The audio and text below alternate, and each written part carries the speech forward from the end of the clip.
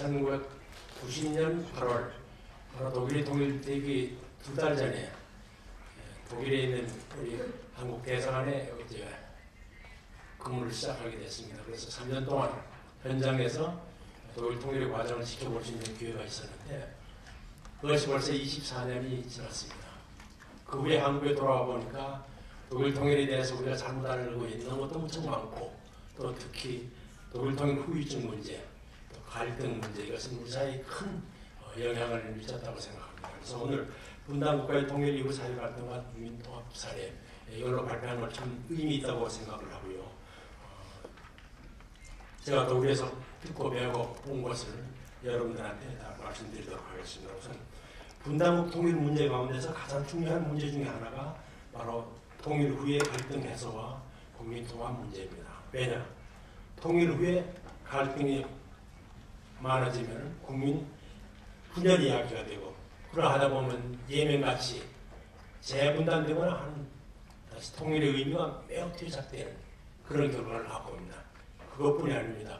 통일 이전에도 국민들한테 통일 기피 심리를 조장을 하고 국민들의 통일의지 결집에 매우 나쁜 장애를 초래하게 됩니다. 특히 우리의 경우에는 독일 통일 후유증을 목격한 후에 통일 기피 심리가 널리 확산되어 있고 여기 젊은 분들 많지만 특히 젊은이들 가운데는 우리 통일되면 북한 사람들은 누가 먹여 살릴 건데 하는 통일 기피 심리가 널리 퍼져가고 있습니다. 독일 통일은 20세기의 기적이라고 얘기를 하는데 20세기의 기적을 보면서 우리는 어떻게 하면 통일을 이루어서 독일처럼 이런 통일 국가를 만들냐 하는 이런 의지를 다지는 그런 것보다는 통일이 되면 통일 비용 걱정을 하고 북한 사람 먹여 살릴 걱정을 하고 그래서 바로 통일을 두려워하고 통일을 기피하게 되는 그런 심리가 나타난다는 것은 매우 안타까운 일이라고 생각합니다. 그래서 우리가 독일 통일 후유증 문제, 갈등 문제를 세부적으로 짚어보는 노력은 매우 필요하다고 생각합니다.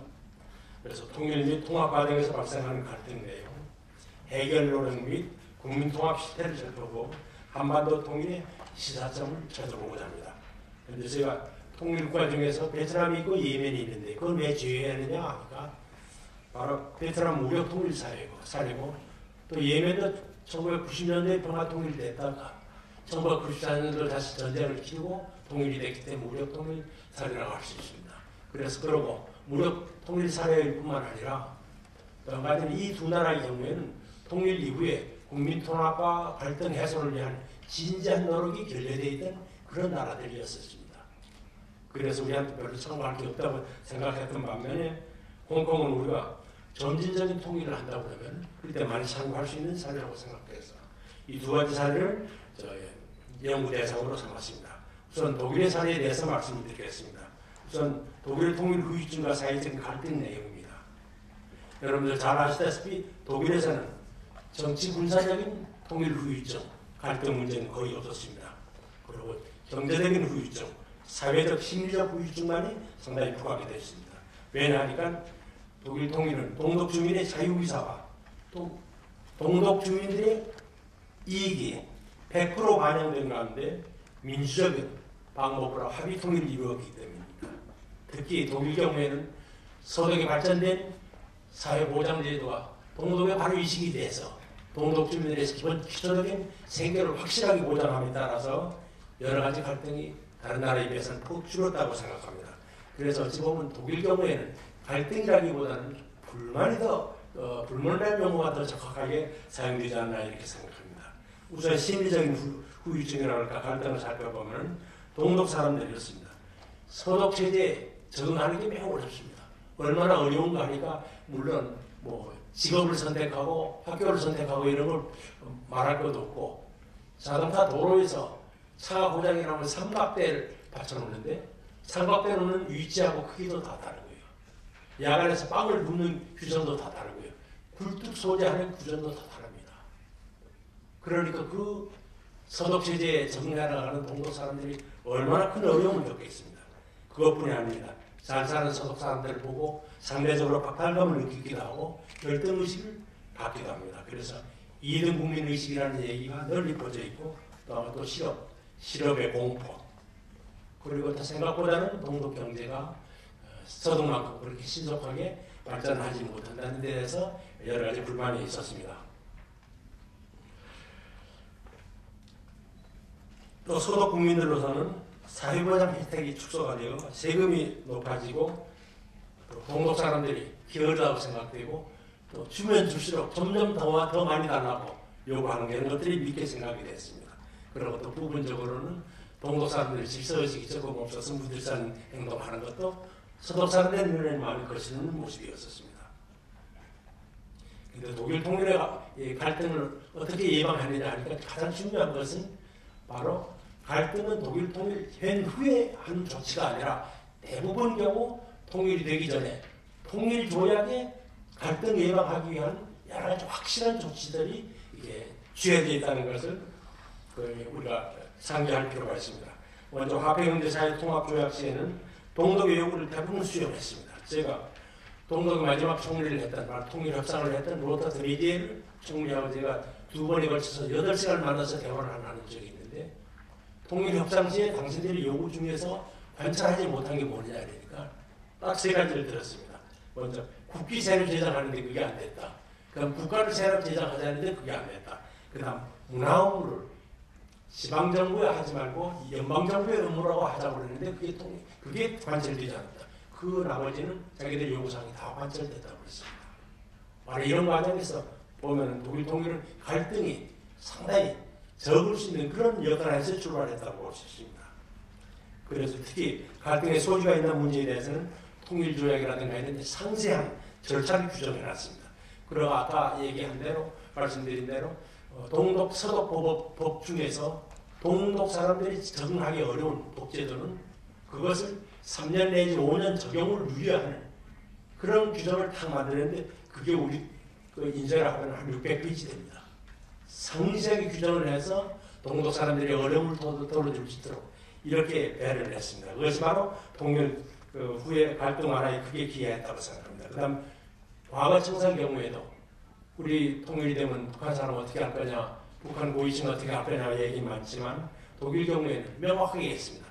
통일 조약에 바로 반법치적인 반법치 국가 같은 행위 제외하고는 원칙적으로는 행위지의 법률을 따라서 되어 있습니다.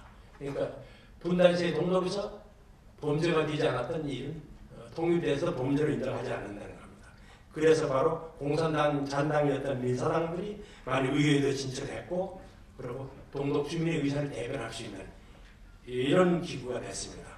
그 다음에 특히 동독 사람들의 불만을 해소하기 위해서 복지 대책을 강구해서 동서독 화폐 교환 비율이 원래 따지면 1:4 내지 1:8이 돼야 되는데 1:1로 교환을 해줘서 동독 사람들의 생계를 확실하게 보장을 해줬고 그 다음에 5대 보험을 통합을 해서 소득이 발전된 사회보장 혜택이 바로 통일 다음 날부터 동독 사람들한테 이렇게 주어질 수 있도록 그렇게 됐었습니다. 그 다음에 통일 이후에 갈등 극복과 국민통합을 위한 조치들은 우선은 동서독 주민 간의 갈등 치유에 주로 그걸 했습니다. 그러니까 다른 정부 간의 갈등이라든가 이런 것들은 갈등이 많지 않았습니다. 그래서 동독 사람들이 의회에 진출하려고 그러면 전체 득표의 5%를 원래 받아야 됩니다. 총 득표에. 그런데 그걸 동독 사람들이 진출 용이하기 위해서 3%를 만들어줬고 동독 공직자 200만 명 중에서 140만 명을 다시 채용했고 그래서 군인들에 대해서는 명예로운 전역을 할 수 있게 기여를 했고 서독의 간첩이 동독의 간첩이 서독에 한 2만 명이 있는 걸로 알려졌는데 2만 명 중에서 흑히 죄가 드러난 사람이 일부러 팔에서 죄지지 않았습니다. 그래서 바로 2010년에는 동서독의 사회보장 혜택이 평준화가 되고 그리고 또 서독 정부, 통일독일 정부에서는 정치교육센터라고 있습니다.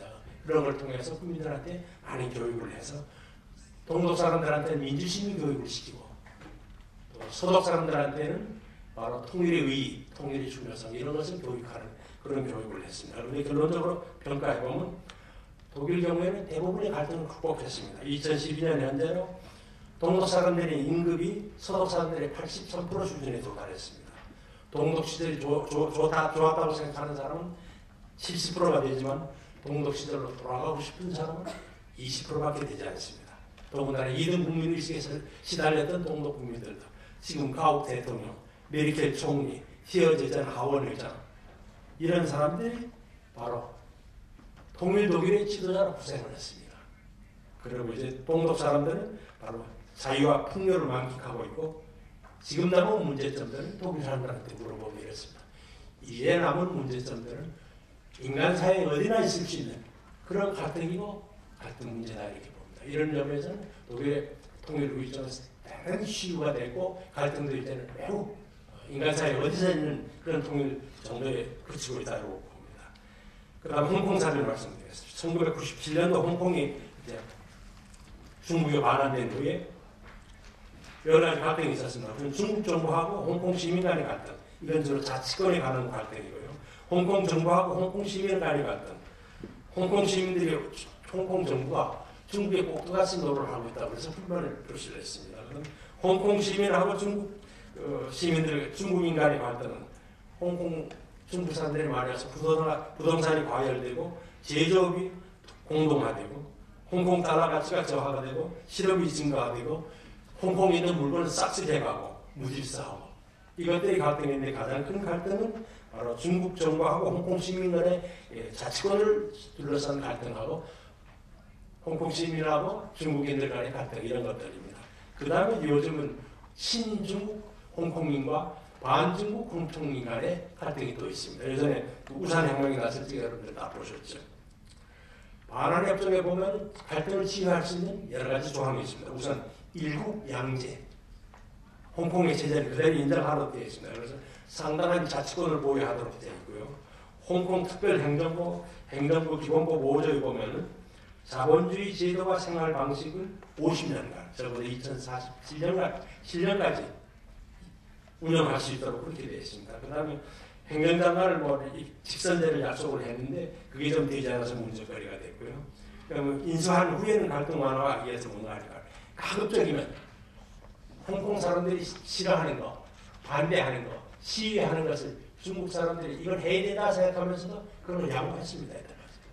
그래서 해봤는데 드디어 참다 이제 우산혁명이 터진 것이죠. 억지로 발전하려고 하지 않았습니다. 그 다음에 경제관계를 이렇게 강화해 실질적인 통합을 강화하겠다 이렇게 생각을 했는데 경제관계가 강화되니까 오히려 그 부작용이 강해져서 그게 바로 갈등의 요인이 됐다는 걸 또한 중국 사람들이 예상을 못했던 겁니다. 어찌됐든 보면 중국하고 홍콩 간의 관계는 바로 일국 양제 체제가 갈등 방지에 많이 기여를 했고 또 통합 기간을 장기간으로 설정을 했기 때문에 그래도 갈등이 심하지 않았다 볼 수 있습니다. 그러나 이제 2004년 되면 뭔가 중국이 지금보다 더 해야지. 홍콩 사람들이 독재 체제로 갈 리가 없지 않습니까? 그러면 중국이 뭔가 좀 더 민주화가 돼서 홍콩 체제하고 비슷해져야지 갈등이 없이 그러지 않으면 갈등이 크지 않나 하는 생각됩니다. 한반도 통일의 시사점입니다. 첫째, 갈등 내용과 수준 이런 것들은 다 통일 배경이라든지 이런 데 따라서 영향을 받기 때문에 일률적으로 적용하기는 어렵습니다. 그러나 통일 갈등 방지를 위해서는 통일 준비, 통일 협상 과정에서 철저히 대비하는 것이 가장 중요하다는 겁니다. 일단 통일된 후에 갈등이 발생한 후에 그걸 하는 것은 때리진 국민적인 합의를 내고 어렵게 만드는 그런 요인이 됩니다. 그 다음 셋째, 우리가 통일 시에 반드시 북한하고 합의해야 될 사항은 바로 북한 주민에 대한 생계 보장하는 것. 그 다음 또 정치적인 북한 사람을 대변할 수 있는 세력을 활용하는 것. 그 다음 북한 국유산을 어떻게 처리할 건가 하는 것.